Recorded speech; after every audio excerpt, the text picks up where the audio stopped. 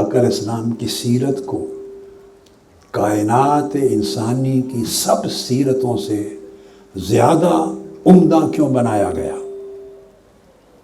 اب یہ نقطہ میرا اگلا نقطہ ہے گفتگو کا، اس کو غور سے سمجھیں کہ تمام انبیاء علیہ السلام جو دنیا میں تشریف لائے، تمام انبیاء اور رسل، یاد رکھ لیں وہ صرف اپنی امت کے نبی تھے۔ ہر نبی جو دنیا میں آیا وہ اپنی امت کا نبی تھا، لیکن حضور علیہ الصلوۃ والسلام صرف امت کے نہیں سب نبیوں کے بھی نبی تھے۔ آپ نبی امت ہی نہیں تھے، نبی الامم ہی نہیں تھے، بلکہ نبی الانبیاء تھے، سب نبیوں کے نبی تھے۔ آپ کے ذہن میں سوال آ سکتا ہے، کیا یہ کہنا محض محبت اور عقیدت کے باعث ہے یا اس کی کوئی اصل ہے، حقیقت ہے؟ ہاں، یہ جو بات میں نے کہی کہ آقا علیہ السلام نبی الانبیاء تھے، نبیوں کے بھی نبی تھے، صرف آقا علیہ السلام کی امت نے آپ کا کلمہ نہیں پڑھا، سب نبیوں نے بھی آپ کا کلمہ پڑھا۔ اب آپ سوچ رہے ہوں گے کیسے؟ تو قرآن مجید سے پوچھتے ہیں۔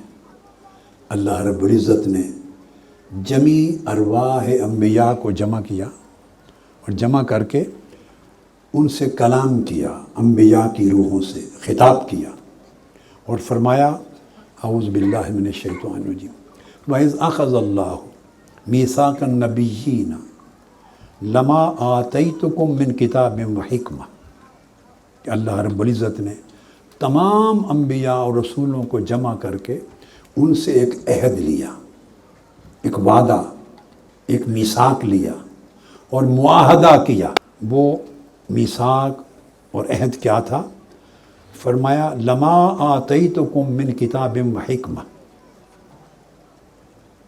انبیاء سے فرمایا کہ جب میں تمہیں دنیا میں بھیجوں اور تمہیں کتاب دے لوں اور علم و حکمت سے نواز دوں، ثم جاءکم رسول، پھر تمہارے بعد میرا ایک منتخب چنیدہ و برگزیدہ رسول آئے گا صلی اللہ علیہ وآلہ وسلم، مصدق لما معکم، جو کتابیں، جو پیغامات، جو تعلیمات آپ دے چکے ہوں گے، وہ ان ساری تعلیمات کی اور کتابوں کی اور تمہارے علم و حکمت کی تصدیق کرے گا۔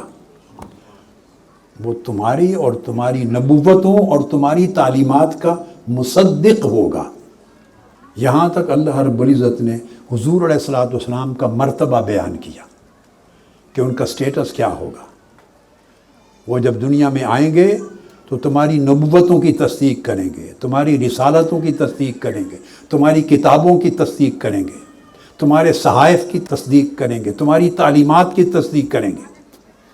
یہاں تک آقا علیہ السلام کا مرتبہ بیان کیا۔ اب آگے حکم دیا اللہ رب العزت نے، تمام انبیاء کو حکم دیا، فرمایا لَتُؤْمِنُنَّ بِهِ وَلَتَنْصُرُنَّ، اب تمہارے اوپر واجب ہے کہ تم سب اس نبی پر ایمان لاؤ گے۔ لَتُؤْمِنُنَّ بِهِ نے حضور علیہ السلام کو نبی الانبیاء بنا دیا۔ جس طرح تمہاری امتیں تم پر ایمان لائیں گی، اس طرح تم سب اس نبی آخر الزماں پر ایمان لاؤ گے۔ وَلَتَنْصُرُنَّ، اور اگر اس کا زمانہ پالو تو اس کے مشن کی مدد کرو گے۔ جب اللہ رب العزت نے یہ پوری سٹیٹمنٹ انبیاء علیہ السلام کے آگے رکھ دی تو ان سے پھر سوال کیا اَأَقْرَرْتُمْ، کیا تم اس امر کا اقرار کرتے ہو کہ تم اس نبی آخر الزماں پر ایمان لاؤ گے؟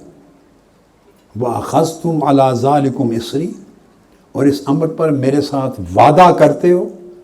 اللہ رب العزت نے پوچھا۔ جواباً انبیاء علیہ السلام نے کہا قالوا اقررنا، انہوں نے کہا کہ باری تعالیٰ ہم نے اقرار کر لیا تیرے نبی آخر الزماں کا کلمہ پڑھنے کا اقرار کر لیا، ہم ان پر ایمان لائیں گے۔ ایمان لانا کلمہ پڑھنا ہے۔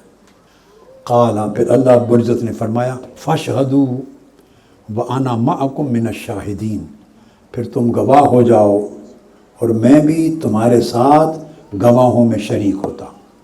اس طرح حضور علیہ الصلوۃ والسلام کو عالم ارواح میں، کائنات انسانی میں سلسلہ بعثت شروع کرنے سے بھی پہلے حضور علیہ السلام کو نبی الانبیاء بنا دی، سب نبیوں کا نبی بنا دی۔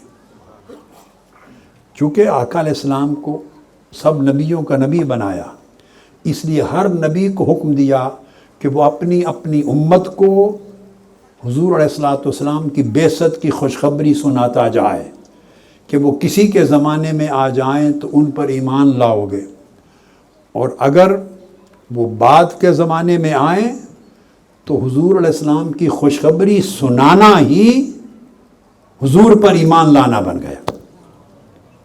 سو ہر نبی ایسا کرتا رہا، حتیٰ کہ سیدنا عیسیٰ علیہ السلام جب مبعوث ہوئے تو انہوں نے بھی کہا مبشرم برسول یاتی من بعد اسمہ احمد، میں بھی پہلے نبیوں اور رسولوں کی طرح اپنے بعد آنے والے رسول آخر الزمان کی بشارت دیتا۔